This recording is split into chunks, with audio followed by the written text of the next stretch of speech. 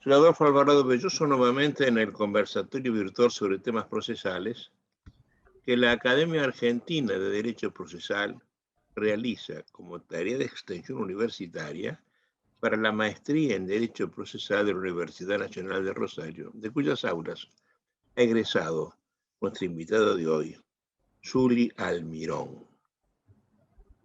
Zuli tiene un posgrado en didáctica universitaria por la Universidad de las Américas de Asunción. Es profesora de Derecho Procesal y de Derecho Laboral en la Universidad Iberoamericana de Asunción y ejerce activamente desde hace muchos años la profesión de abogada en el foro de esa misma ciudad capital del Paraguay. Además, Zuli nos ha acompañado en las dos oportunidades que tuvimos la posibilidad de hacer nuestra especialización en Alcalá de Henares desde la maestría en Derecho Procesal en conjunción con la Cátedra de Derecho Procesal de la Universidad de Alcalá. Y el tema que me ha propuesto hoy Zuli para que conversemos es el indubio pro operari, el indubio pro suspensivos en los juicios laborales. Es bien sabido por todos, menos por los jueces, que la Constitución establece un estado de inocencia para todo el mundo. Eso desde la generación de los derechos humanos. Y eso se expresa en una frase que aparece en todas las constituciones, en la explicación de las constituciones, que se llama teóricamente o al principio, originalmente, indubio pro reo. Lo que significa es que si en el momento del juzgamiento, en el acto de juzgar, el juez tiene dudas acerca de la existencia de un hecho delictivo o de la autoría imputada al sospechado respecto de ese hecho delictivo, el juez, por la duda, tiene que absolver, porque la duda favorece al imputado. Esta es una consecuencia de aceptar en la Constitución el origen mismo de la palabra proceso en 1215, cuando nace como una autolimitación al poder, cosa que hace, por cierto, el entonces rey de Inglaterra, un francés, un normando, Juan Plantagenet, para que cuando había que juzgar a los varones sajores, él era el administrador, el creador de la ley, él abdicó de juzgarlos. De donde resulta que históricamente el proceso aparece como un límite al poder. Y ese límite, para los jueces actuales, se ve en esta frase indubio pro reo. Esta frase significa que un juez no tiene la posibilidad ninguna de poder hacer prueba de oficio, o como se llama en nuestros países, medida para mejor proveer. Toda prueba de oficio tiene siempre la condena del imputado. Por la simple razón de que si el juez se la puede tomar, dictar, solo cuando tiene dudas. Y si tiene dudas, la Constitución le manda que absuelva. Y si la ley le dice que se haga de dudas, esa ley es claramente inconstitucional. Los sistemas americanos están todos colocados en los procesales, están todos colocados en los arrabales de la Constitución, de origen sajona, y nuestros procesos de origen europeo continental, particularmente español, o en los que se hace lo más granado de la Inquisición española, la prueba de oficio. Y esa frase indubio pro reo, con los años, se tuvo una extensión académica importante. Se habla indubio pro operari. En caso de duda, se está a favor del obrero. La misma forma que en caso de dudas después del operar de menores, tiene que estar a favor del menor. Y muy recientemente, la Comisión Interamericana ha establecido que en caso de duda, los jueces de lo civil tienen que estar a favor del demandado civil, es decir, absolverlos de la pretensión civil y en ese caso rechazar la demanda. Sin embargo, nuestros jueces están apegados a un sistema inquisitivo. absolutamente apegado, y muy particularmente los jueces de lo laboral, que es de lo que quiero ocuparme hoy con Juli, que es una experta en el tema. Pero para que se entienda bien la enjundia de lo que vamos a conversar con Juli, la manda es un concepto que se aplica en el momento mismo de la sentencia. Sabido es por todo procesalista que entiende del tema que la sentencia no es un acto procesal. Si se entiende que la sentencia es el objeto inmediato del proceso, el inmediato no es buscar la verdad, sino obtener una perpetua y constante paz social. Si es el objeto inmediato, el objeto es el término o el fin de los actos, según la cuarta acepción castellana, a raíz de lo cual no puede integrar el concepto de proceso. Por tanto, el indubio pro está al momento de sentenciar. Sin embargo, pareciere que los jueces lo interpretan también en el momento de procesar, particularmente los jueces del trabajo, que son los que le hacen toda la tarea a los abogados de los obreros, ¿no?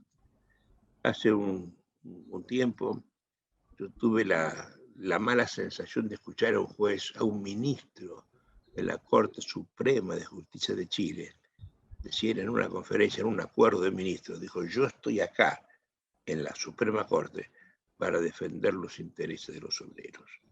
Los jueces no están para defender los intereses de nadie, sino para lograr que todos tengan justicia y que la jurisdicción salga para todos, para los que pretenden y para los que resisten la pretensión.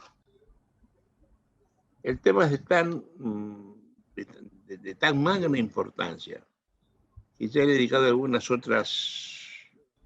conversaciones, pero no específicamente en lo laboral y particularmente en Paraguay, donde esto se hace de forma muy dura, ¿no?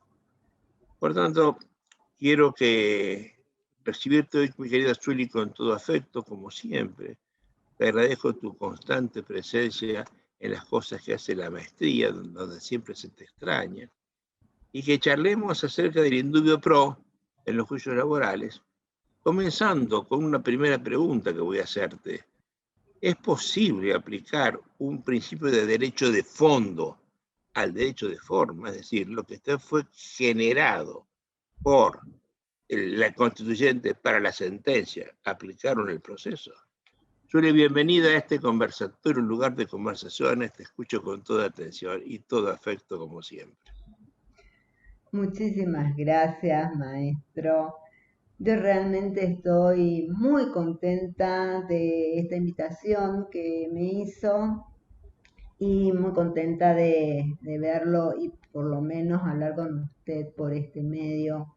Y sobre todo de un tema que es preocupante, y la pregunta que usted me acaba de hacer, yo creo que está abriendo la llaga, por decirlo así. Si es posible aplicar un principio del derecho de fondo en el derecho de forma. Para contestarle eso, maestro, tengo que hacer un poco de historia también. Y para ir aclarando la aplicación que se debe hacer del indubio pro en los procesos laborales. Usted muy bien dijo que todos los códigos latinos, los códigos procesales de Latinoamérica, siguen un sistema inquisitivo. Por supuesto, el proceso laboral, por así decirlo, porque usted siempre dijo de que era un procedimiento, no un proceso, lo cual llamó mucho mi atención en los primeros días de clase que tuve con usted en Rosario. Entonces me puse a investigar por qué es un procedimiento y no un proceso. Bueno, principalmente por el sistema que se sigue, que es un sistema inquisitivo que históricamente usted mismo ya nos ha enseñado, que nos viene de la Inquisición española y que es aplicado dentro de nuestros códigos. La mayoría de los tratadistas que han estudiado el proceso laboral son laboralistas, no son procesalistas, ¿eh? Entonces hay que hacer una llamada de atención ahí, porque cuando hablamos de principios procesales en lo laboral, todos los laboralistas, incluso hay en códigos, por ejemplo el boliviano, que dice bien que uno de los principios es el impulso de oficio de parte del juez. Oye, Entonces, tengo una interrupción porque ha dicho una cosa muy importante. En nuestros países, en el tuyo y en el mío, particularmente, es cierto que quienes hacen las leyes procesales de ciertas materias de fondo o de los juicios que correspondan a ciertas materias de fondo no son procesalistas. La quiebra, por ejemplo, el procedimiento de quiebra está hecho por comercialistas, no por procesalistas.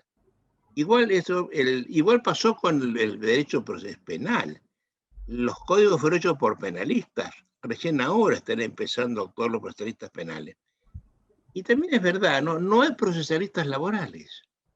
Son todos laboralistas de fondo, sí. imbuidos de todos los principios del derecho del trabajo de los años 40, que lo están ahora trabajando dentro del derecho procesal, y con eso me parece que los desvirtúan, ¿no? Y eso, esa acotación, me pareció inteligente la acotación. Te sigo escuchando. Sí, bueno, estamos diciendo de que tienen como un principio el impulso de oficio y todos los códigos latinoamericanos siguen exactamente esas medidas de oficio que el juez puede dictar dentro de ese sistema inquisitivo que tiene el procedimiento laboral, ya que el juez tiene amplias potestades. Es aquí donde me preocupa el principio que se quiere usar en un proceso, en lo que debe ser un proceso laboral. Entonces, necesariamente tengo que referirme al principio prooperario, que no es lo mismo que indubio prooperario, y tampoco es lo mismo que el principio a favor del trabajador. Tienen sus diferencias.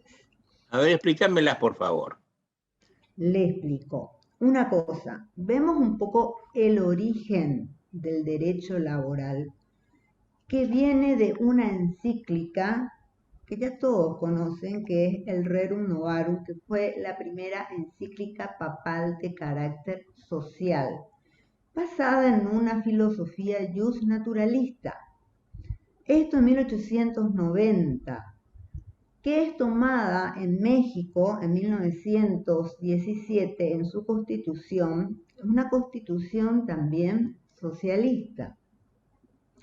Entonces, tenemos en este origen, como surgen de varias revoluciones sociales este derecho, una protección especial en la Constitución mexicana y que por supuesto está reglamentada en el Código Mexicano, que luego es copiado por diferentes códigos latinoamericanos, entre ellos el Código Procesal del Trabajo también, ¿verdad? Porque es de 1961 nuestro código y que se dicta durante la vigencia de la Carta Política del 40. Entonces vamos a notar muchísimo autoritarismo en las facultades del juez en el proceso laboral. ¿La Carta del 40 de la Constitución del 40 de la Constitución extranjerista? No fue estronista, la de 1967 es la constitución estronista. Nosotros ahora tenemos la constitución de 1992 y nuestro código es de 1961. Es muy parecido nuestro código al decreto ley 2148/48 de Colombia, pero se usa para funcionarios públicos.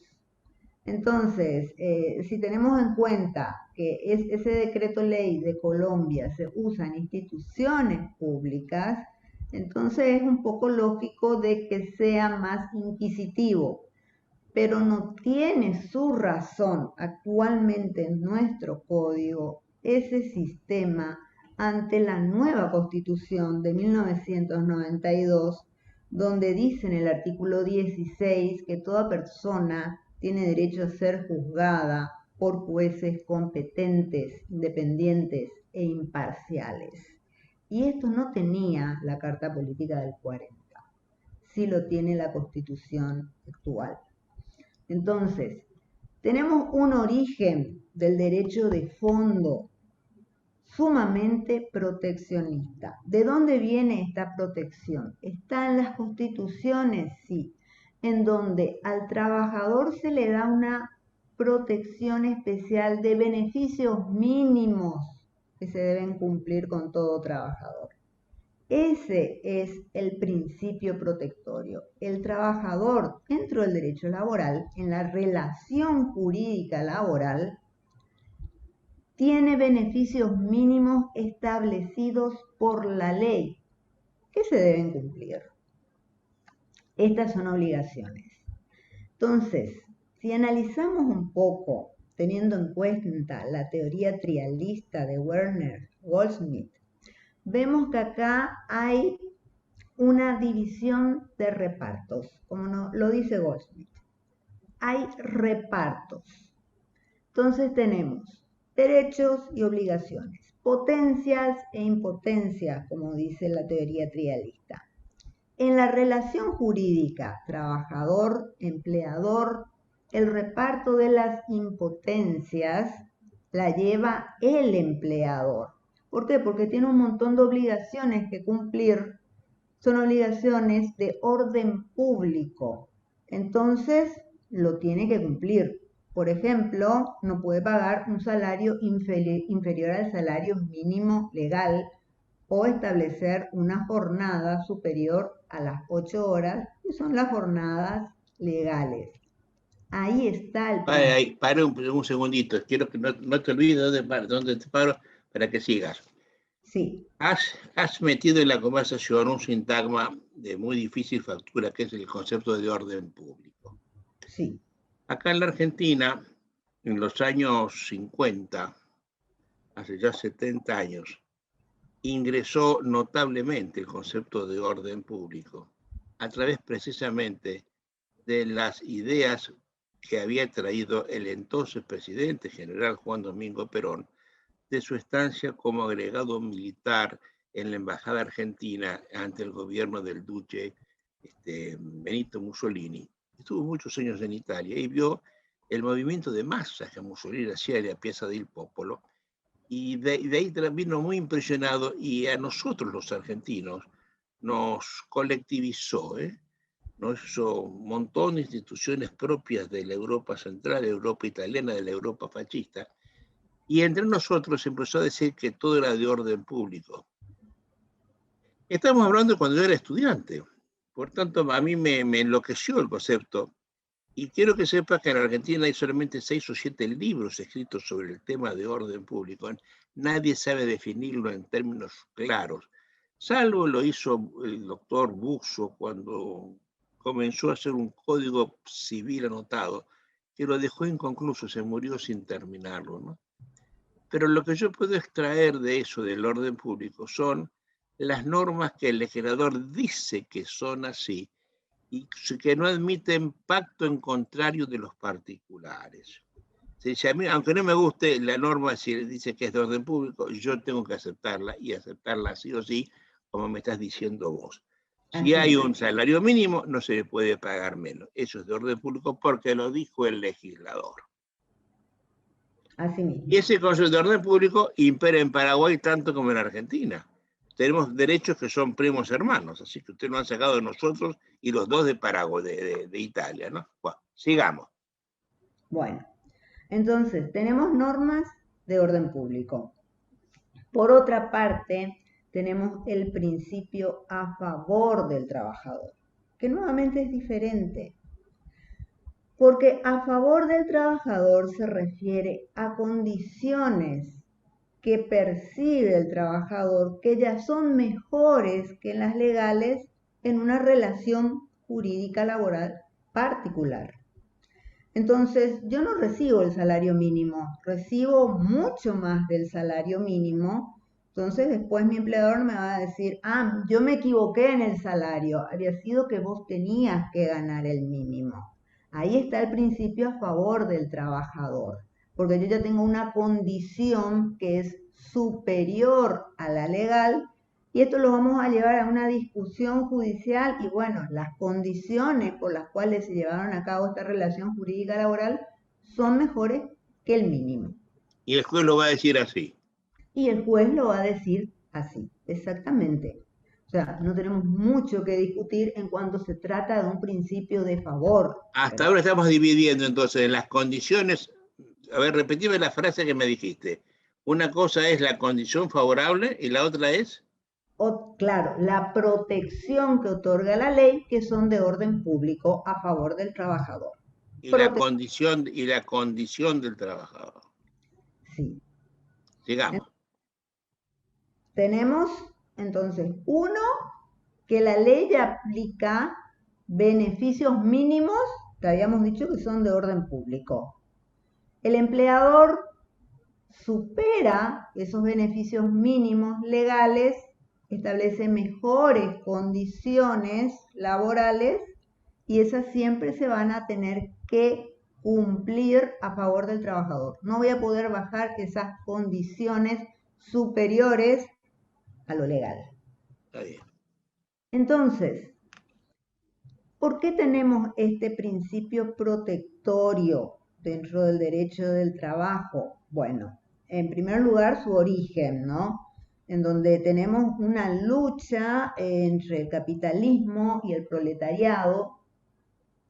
Y tenemos aquí que hubo un abuso de una de las partes del contrato con otra, sobre todo porque tenía una mejor condición económica, mayores influencias sociales y políticas. Entonces es ahí donde surge el principio pro-operario, supuestamente. Y bueno, así lo aprendemos en la Facultad de Derecho, que este principio protectorio está para nivelar el desequilibrio económico que existe entre trabajador y empleador. Entonces, para tratar de equilibrar esto, nos llevamos un desequilibrio jurídico, por decirlo así.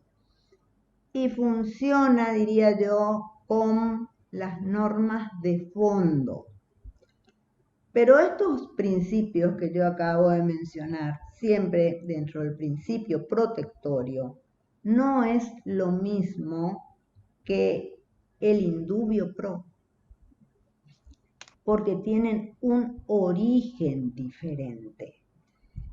En el derecho laboral, estoy hablando de la parte de fondo, tenemos que, si bien es cierto, la norma al comienzo trata de nivelar ese desequilibrio económico con lo jurídico, también es muy importante porque toda empresa tiene su influencia social en la comunidad donde vive.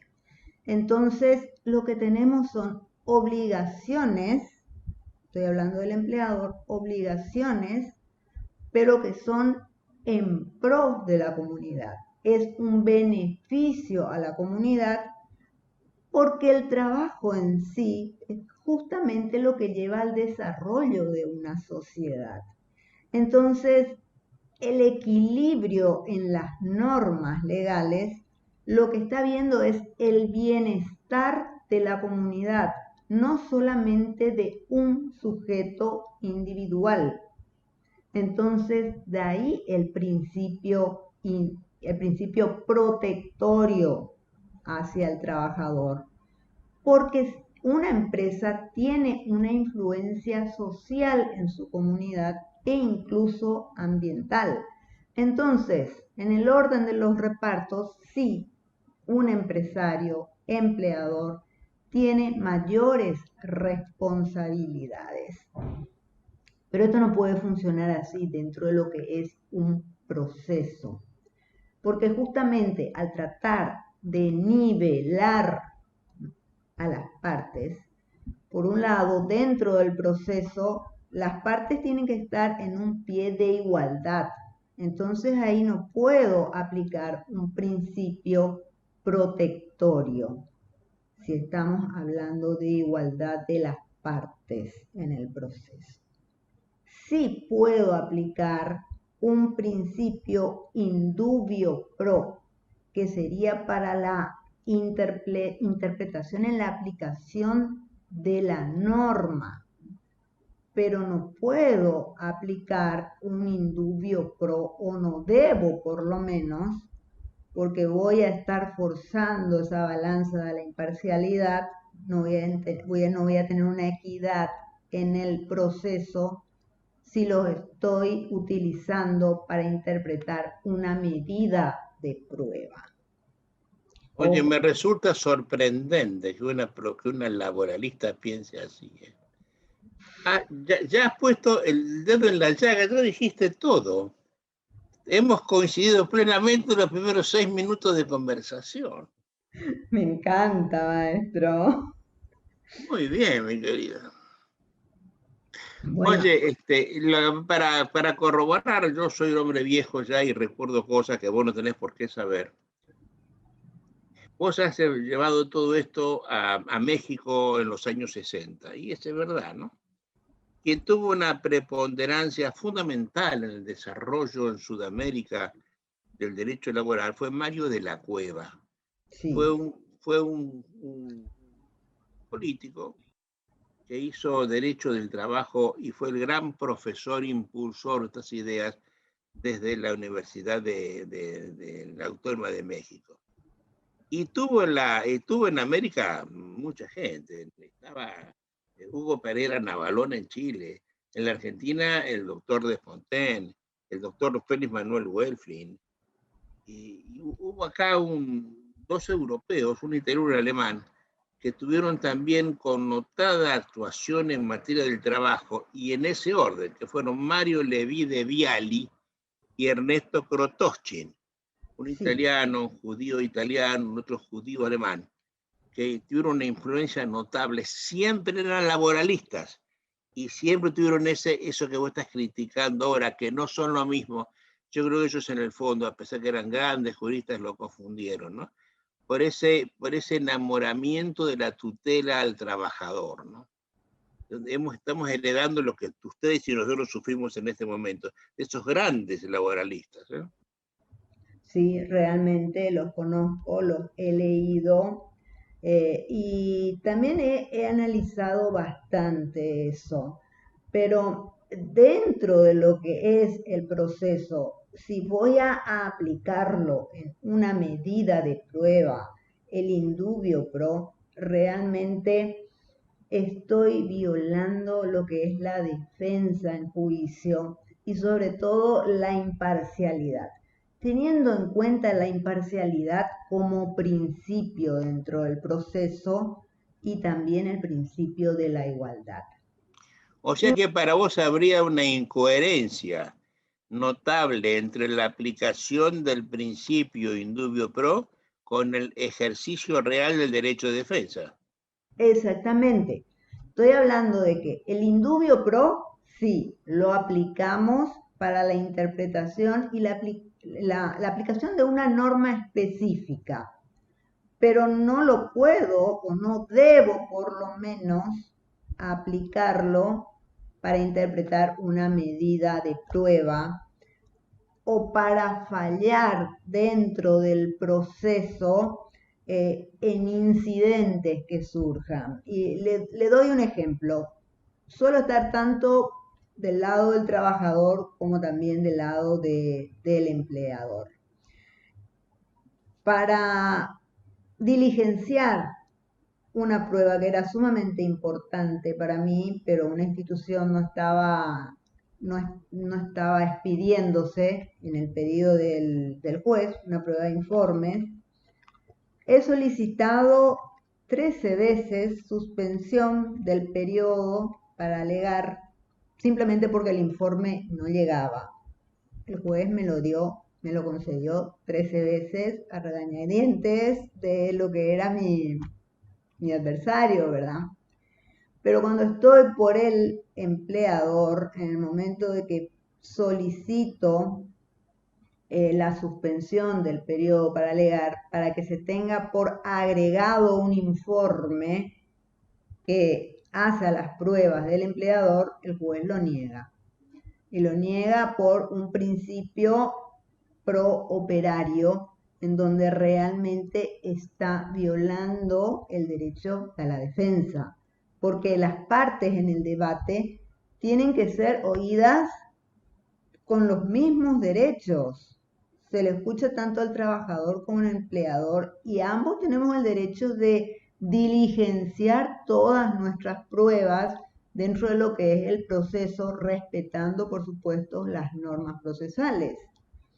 Pero acá, con un procedimiento inquisitivo, el juez, después de cerrado el periodo probatorio, él mismo diligencia pruebas que para él son importantes y que pueden torcer la balanza y ni siquiera notifica a las partes. Ya nos encontramos con eso en la sentencia.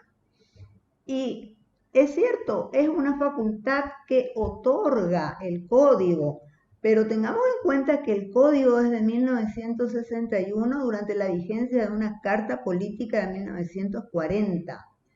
Esa norma es arbitraria en relación a lo que es la Constitución actual, porque está violando el derecho a la defensa y que lo dice nuestra Constitución en el artículo 16. El derecho a la defensa es inviolable, pero estos artículos a los cuales me estoy refiriendo evidentemente son inconstitucionales, porque aplican un impulso totalmente de oficio e ignorando el derecho que tienen las partes para poder tomar intervención en una nueva prueba, por ejemplo, que el juez decidió diligenciar y que ocurre en nuestro proceso aquí en Paraguay, ¿verdad? Entonces es ahí donde encontramos la violación de derechos de defensa, porque si bien es cierto, nuestra Constitución en su artículo 46 establece que las protecciones establecidas legalmente ante desigualdades injustas no serán objeto de factores discriminatorios, no serán considerados como factores discriminatorios, sino igualitarios. Pero el derecho trata de eso, de nivelar igualdades. Y si vamos a aplicar un principio a favor del trabajador, como se aplica en el derecho de fondo, en realidad estamos llevando el proceso a iniquidades, porque no estamos en un mismo nivel si voy a aplicar un principio a favor del trabajador, que no es lo mismo que aplicar el principio indubio pro operario. Sabes que esa es una constante en los jueces de toda América Latina, ¿no? Yo no sé cuán hondo ha calado el pensamiento autoritario de todos los tiempos, particularmente en el derecho al trabajo. Hace yo, no sé, 20 años, 25, 30, no recuerdo cuándo.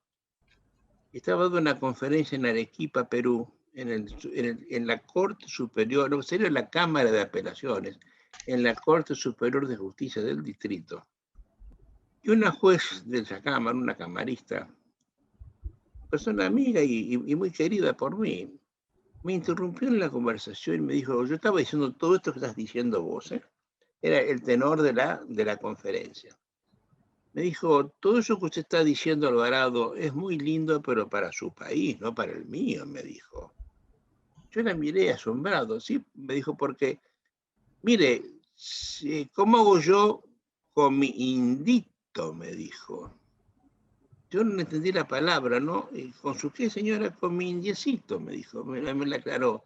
Con mi collita, que está en un pleito mal asesorado por su otro collita tan ignaro como él, aunque sea abogado. Están litigando contra el mejor estudio de Lima.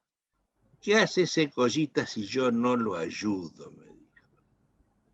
Esa es la mentalidad de los jueces, ¿no? El juez ayuda al Collita, al obrero, al disminuido, al indiecito, al pobretón, y no se dan cuenta que están todos iguales ante la ley.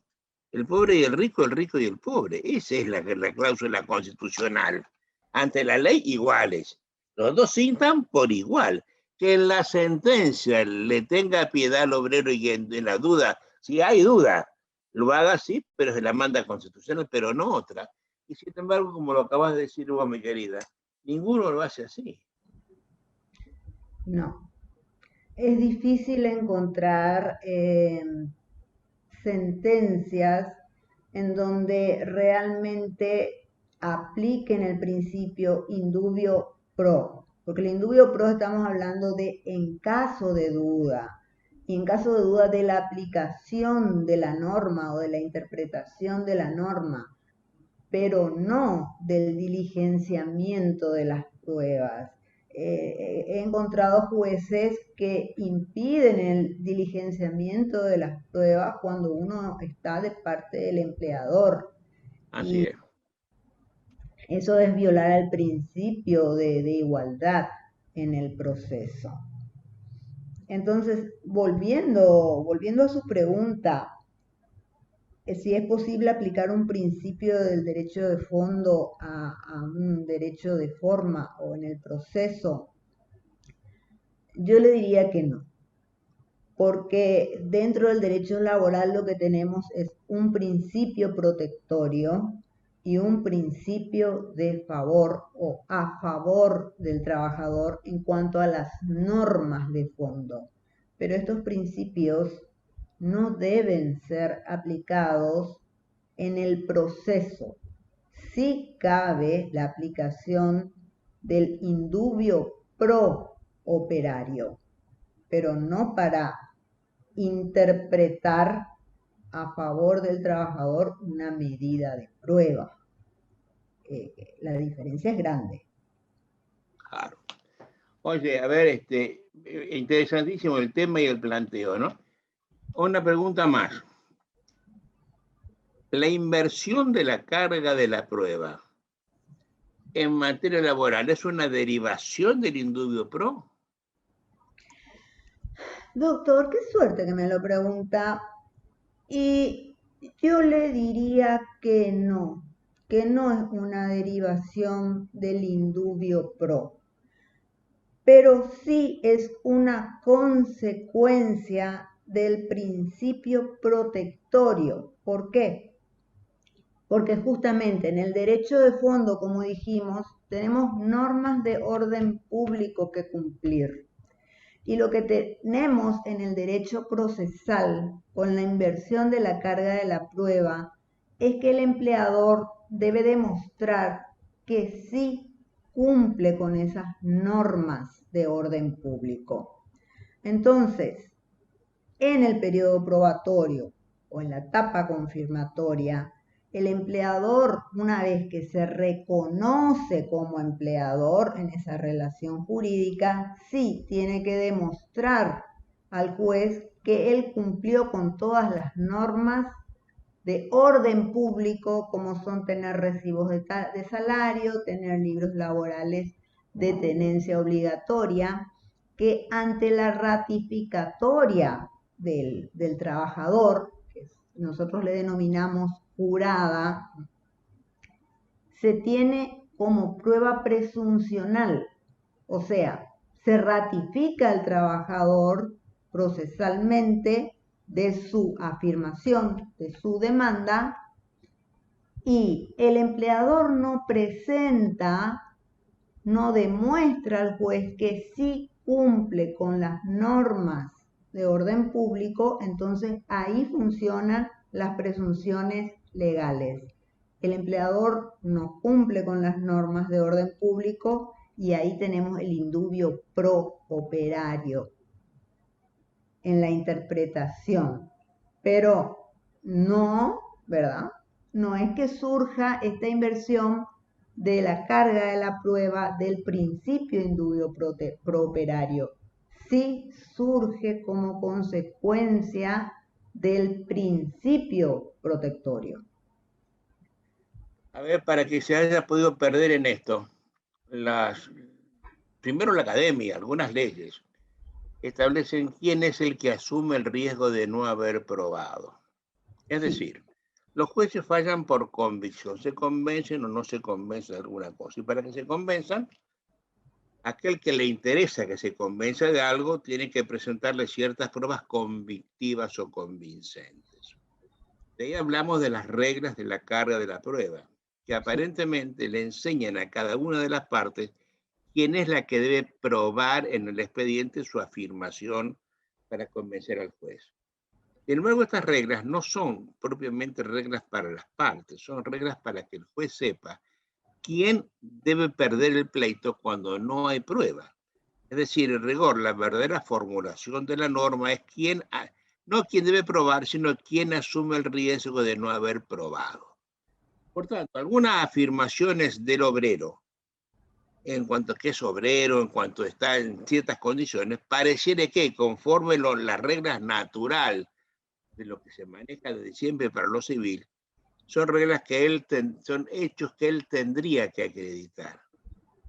Pero viendo la realidad de la vida, el legislador lo que hace es invertir la carga. Y en lugar de que el patrón, que el obrero diga, presente el recibo de algo, le dice que el patrono lo tenga. Es el patrón el que tenga que llevar los recibos, que tendría que llevar la otra parte. Eso es invertir la carga de la prueba de lo que estamos hablando con Zuli. Es decir, que ante la inversión, lo que dice el obrero se dice que sí, a menos que el patrón no tenga la prueba de que esté contrariando esa situación. Y entonces lo que hemos dicho, esa inversión deriva del indubio pro. Nos acaba de explicar ella que no, sino de otra cosa, ¿no?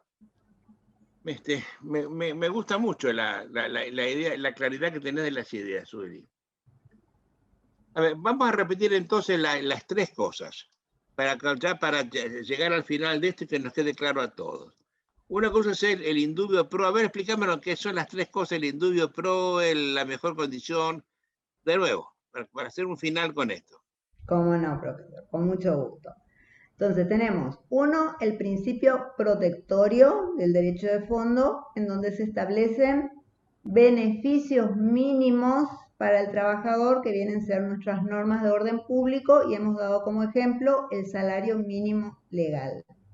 Y eso nada que ver con el indubio pro. Nada que ver con el indubio pro. Segundo. Segundo, el principio a favor del trabajador.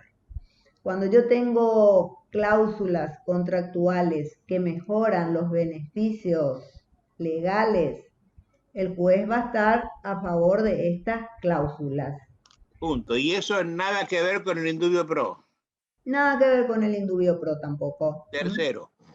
Tercero, aquí sí tenemos el principio indubio prooperario, que de todo lo que se puede evaluar en un debate procesal, el juez puede llegar a tener falta de certeza en determinadas aplicaciones de la norma, es ahí donde el juez puede aplicar, en su caso aplicaría, el indubio prooperario.